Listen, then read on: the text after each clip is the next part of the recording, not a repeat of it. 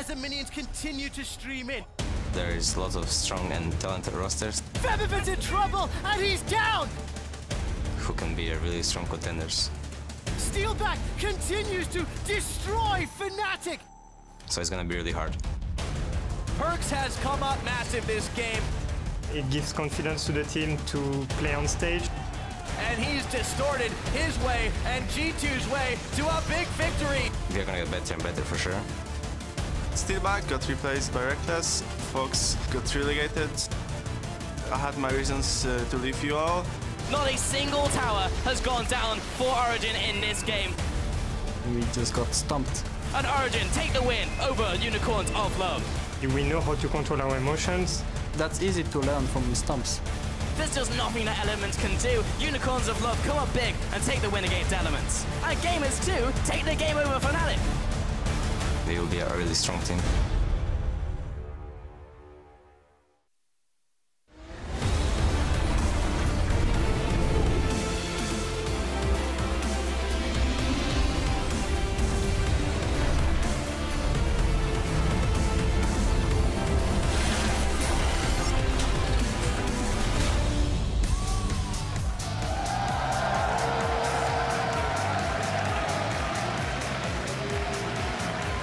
Hello and welcome to the European LCS, beaming out to the far corners of the globe from Berlin, Germany. The pressure is ramping up as we close the book on week 3 of the spring split. As you can see, everybody's very excited. Just a moment ago, they were waiting outside. Luckily, it's not that cold anymore here in Berlin before they get into the studio. And there's a Fnatic fan on a picture with Vitality. What a traitor. Nah, we're friends of everything here in the European LCS, of course, as they had an AMA before the show as well. And there's Elements running.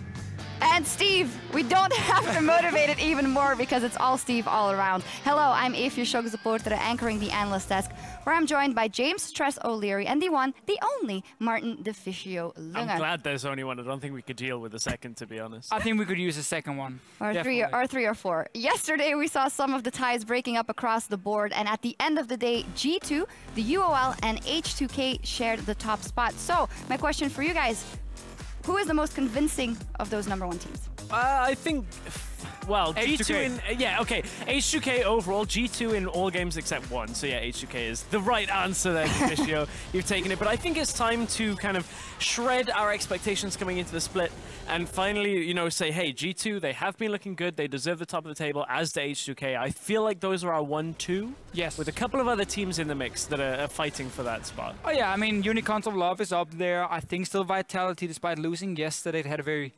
tricky composition, and of course the level 1 ruined quite a lot for them, but I still think Vitality is one of the top teams we have in Europe.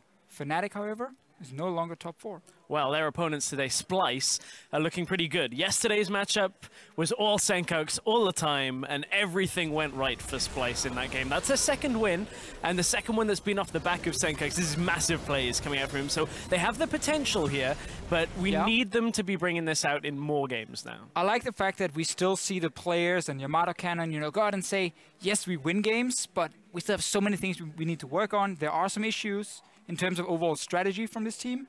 But we're starting to see more and more from some of the players we expected to do well, and that's a big one for Splice. We'll have to see if they can be a contender for the top of the table, and that brings us to today's matches, which kick off in just a few minutes as Origin line up against Elements, and later on it is our game of the week between two of the teams tied for first, the Unicorns of Love and G2 Esports. And then later on we'll be joined by the one and only Mithy from OG. So throughout the day we want to get your questions for Origin support. Tweet your inquiries at LOL Esports with the hashtag AskMithy, and we'll find out what you want to know from him when he sits in on the desk here in a little bit.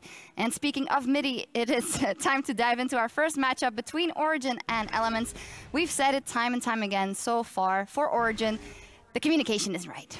It's not right, and there are other things that are going wrong for them as well. Alongside, you know, where everybody is on the map, well, this goes on with that. So as yesterday we saw this really weird play. It was a very minor one, but I think it highlights a lot of the issues. So as Unquin just goes mid against like a TF team, and it's just like, I don't know what you expect from this kind of situation. So as knows that's not the right play, but I was just watching that thinking like, this is summing up Origin a little bit to me in these first 3 weeks. It's like too much solo queue. No, but why is that play being made? And And it's just these little plays that are slowing them down and really messing up what Origin are trying to do. But again, that's the big problem, right? There doesn't seem to be really a game plan in the start of the game for Origin. And then you see these random plays like Source dying there or someone will overextend. Too many issues for Origin in the early game that needs to be fixed.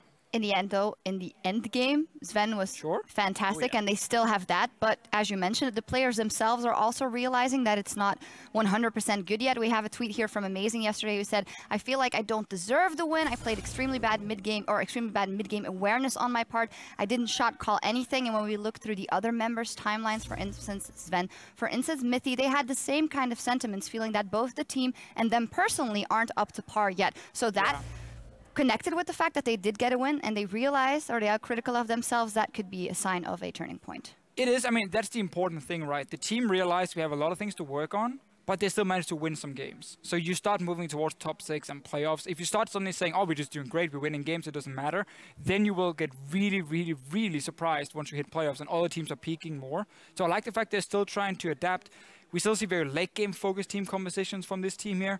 And I feel like we so often in the early game see Origin rely more on the other team making mistakes than Origin forcing them to make a mistake or Origin making a good play. It's often the other team who's getting in the lead, and then if they don't manage to close it out, Origin goes late game and they can perform well.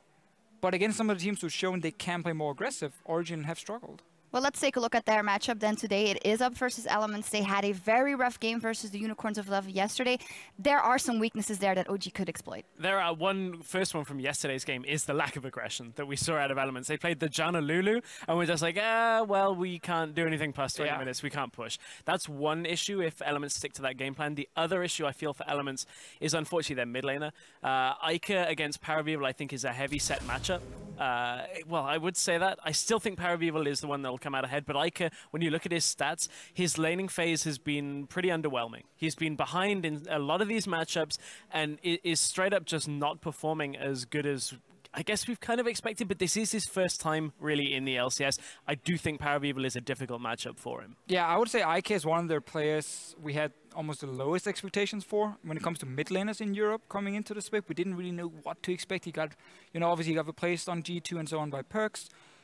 Elements is just a team who's winning every game in late game team fights, but that's where Origin are still a very good team.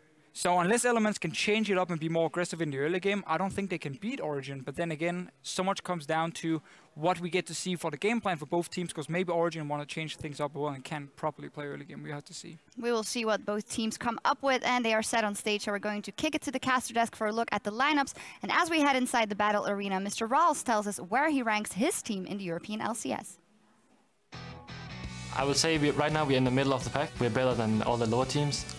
But I think we are still going to have a struggle against the top teams.